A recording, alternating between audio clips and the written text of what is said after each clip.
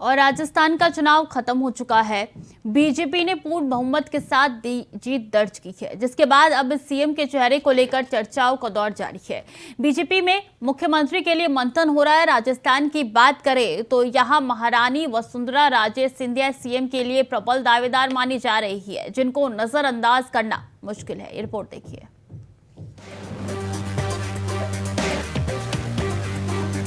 राजस्थान में बीजेपी प्रचंड बहुमत की ओर बहुत तेजी से बढ़ी।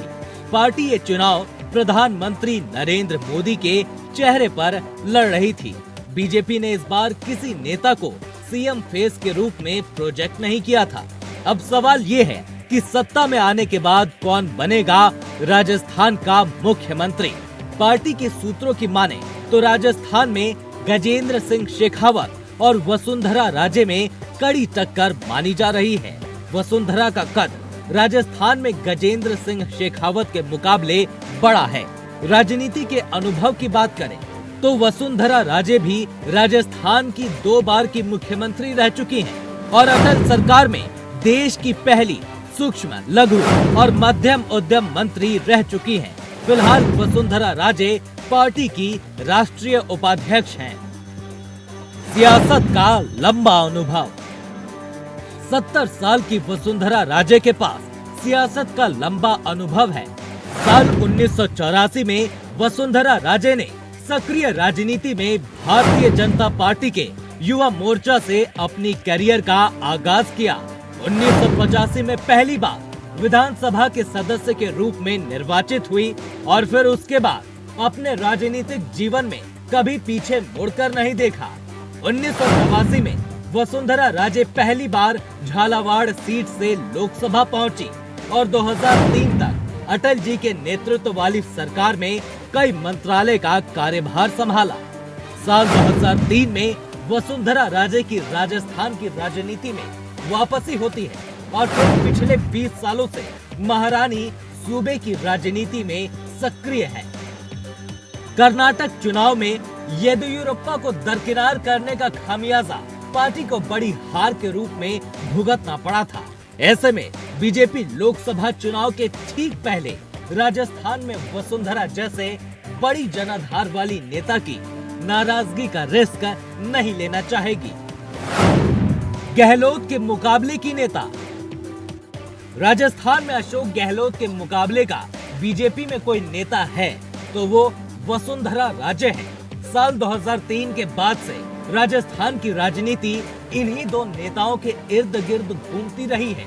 वसुंधरा राजे बीजेपी की सबसे लोकप्रिय नेता भी रही हैं। चुनाव से पहले सर्वे में 36% लोगों ने वसुंधरा को सीएम पद के लिए अपनी पहली पसंद बताया था। जमीनी नेता वसुंधरा। वसुंधरा राजे की इमेज जमीनी नेता की है। वसुंधरा कार्यकर्ताओं के बीच बहुत लोकप्रिय है।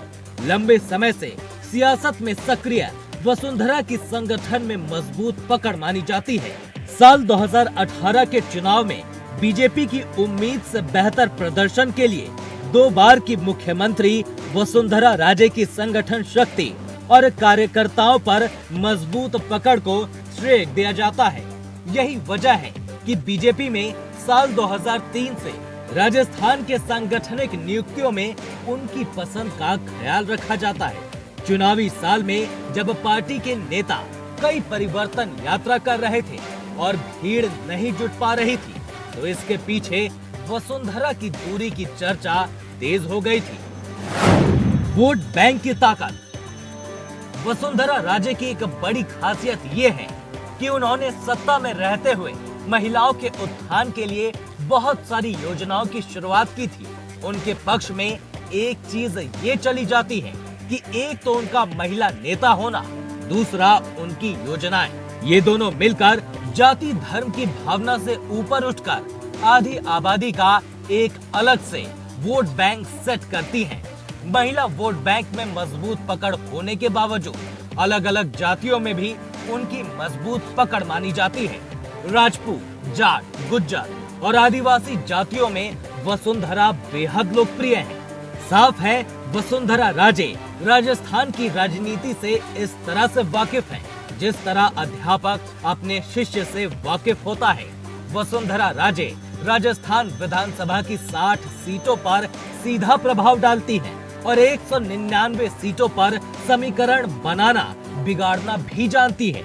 ऐसे में बीजेपी कोई रिस्क लेगी, लगता तो मुश्किल है। Bureau report, India voice.